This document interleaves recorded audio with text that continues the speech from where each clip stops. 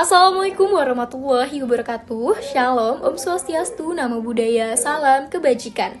Tabi pun.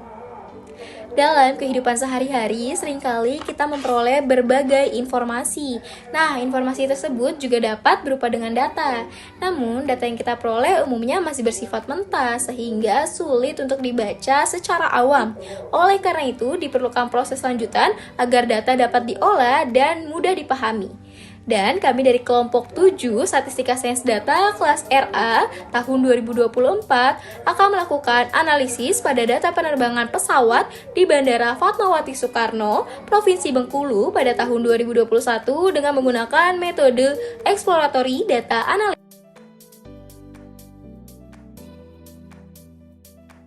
Teori dasar.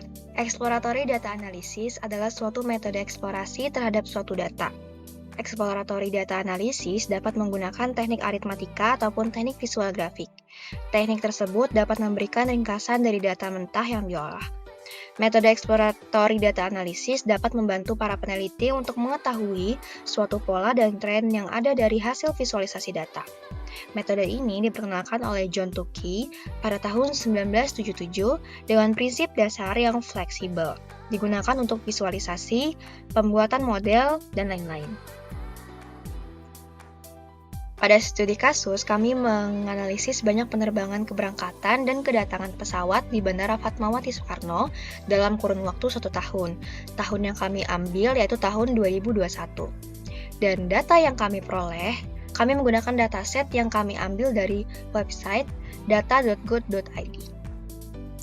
Ya, lanjut ke bagian eksplorasi data. Di sini terlihat bahwa dataset yang kita miliki terdapat kolom yang berisikan satu kolom berisi bulan, data penerbangan kedatangan pesawat, data keberangkatan, data penumpang dewasa yang pada kedatangan, data kedatangan anak, data kedatangan bayi. Lalu terdapat data jumlah dari data dewasa, data anak, data bayi pada kategori kedatangan. Lanjut di sebelahnya ada data data keberangkatan untuk penumpang dewasa, keberangkatan untuk anak, keberangkatan untuk bayi, dan ada jumlah dari keberangkatan tiap-tiap jenis usia. Dan terakhir ada kolom untuk total penerbangan baik dari jumlah data kedatangan dan jumlah data keberangkatan. Bisa dilihat tiap bulannya di sini ada dari Januari hingga Desember. Selanjutnya kita lihat dari statistika deskriptifnya. Di sini terlihat bahwa tiap-tiap kolom memiliki nilai-nilai yang berbeda. Di sini terlihat bahwa kedatangan memiliki rata-rata 137, keberangkatan 135, kedatangan dewasa ada 12.000, rata-rata dari data kedatangan anak ada 323. Artinya banyaknya kedatangan anak-anak di Bandara Fatmawati Soekarno itu rata-ratanya ada 323 anak. Lalu kemudian ada data kedatangan bayi, data kedatangan jumlah, data keterangan keberangkatan dewasa, lalu data berangkat anak, data kedatangan bayi, data kedatangan jumlah dari keberangkatan di tiap jenis usia, dan terakhir ya ada data kedatangan total penerbangan gitu. Ini adalah keseluruhan statistika deskriptif dari data yang kita miliki, seperti itu. Halo, jadi kali ini saya akan melanjutkan penjelasan dari teman-teman saya, dan saya akan mendapat bagian untuk menjelaskan sedikit tentang eksplorasi data atau data exploration. Pada bagian ini, kami mengangkat standar deviasi sebagai pokok bahasannya, di mana standar deviasi sendiri merupakan penyimpangan data terhadap nilai rata-ratanya. Jadi, kita perlu tahu dulu nilai rata-rata dari data tersebut itu berapa. Nah, semakin kecil nilai dari standar deviasi ini, berarti semakin mendekati rata-rata, atau dalam kata lain, variasi datanya itu semakin sedikit. Sebaliknya, jika nilai standar deviasi datanya semakin besar, maka artinya semakin lebar variasi dari data tersebut. Seperti nampak pada layar, nilai standar deviasi dari penumpang dewasa itu bernilai 5004,504, sedangkan nilai standar deviasi untuk penumpang anak-anak itu bernilai 178,5163. Baik, saya akan melanjutkan pembahasan dan kali ini kita akan masuk ke bagian missing value.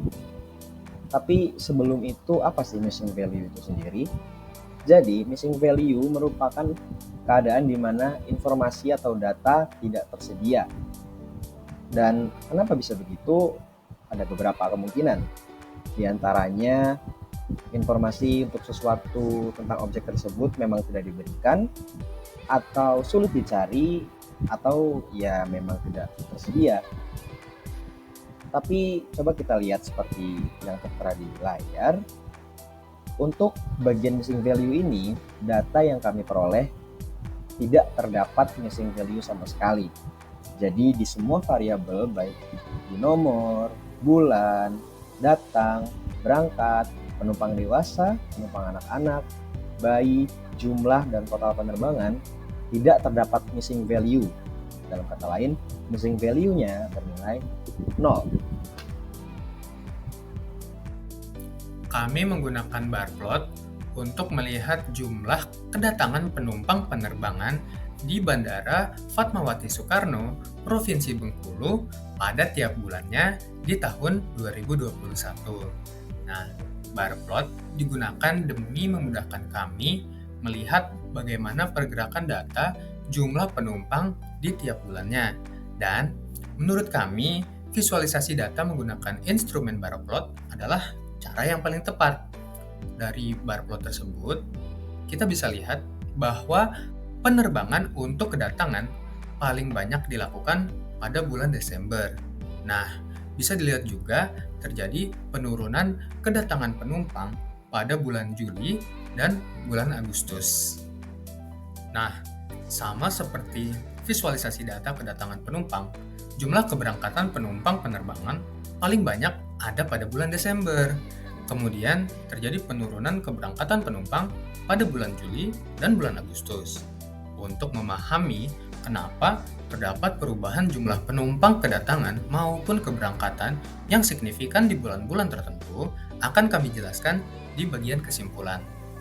Nah, setelah kami lakukan proses analisis dan visualisasi dari dataset yang kami peroleh, kami menarik beberapa poin kesimpulan. Di antaranya, yang pertama, jumlah kedatangan paling sedikit adalah sebanyak 4.188 penumpang, dan jumlah keberangkatan yang paling sedikit adalah sebanyak 3.396 penumpang. Kemudian di poin kedua ada juga jumlah kedatangan yang paling banyak, yakni angkanya sebanyak 20.907 penumpang, dengan jumlah keberangkatan yang paling banyak adalah sebanyak 21.636 penumpang. Kemudian kami juga memperoleh kesimpulan yakni rata-rata dari jumlah kedatangan selama 1 tahun di tahun 2021 tersebut adalah sebanyak 12.745 penumpang, sedangkan rata-rata jumlah keberangkatan selama 1 tahun itu adalah 13.363. Kemudian kami juga melihat adanya penurunan jumlah baik dari kedatangan maupun keberangkatan pesawat yang sangat signifikan. Nah, hal keduanya ini terjadi pada bulan Juli dan kami analisis ini berdampak dari diberlakukannya kebijakan dari pemerintah mengenai PPKM darurat pada masa COVID-19 saat itu. Dan poin kesimpulan yang terakhir yakni jumlah kedatangan dan keberangkatan penumpang yang tertinggi keduanya terjadi pada bulan Desember. Menurut analisis kelompok kami, hal ini disebabkan di mana kenaikan tingkat penggunaan transportasi di akhir tahun baik secara darat, laut maupun udara terjadi hal yang lumrah apabila kenaikannya di akhir tahun karena menjelang musim liburan Natal dan Tahun Baru. Dan cukup itu saja proses analisis mengenai data penerbangan pesawat di Bandara Fatmawati Soekarno, Provinsi Bengkulu pada tahun 2021 dengan menggunakan metode Exploratory Data Analysis atau EDA dari kelompok kami. Terima kasih atas perhatiannya, semoga bermanfaat. Wassalamualaikum warahmatullahi wabarakatuh.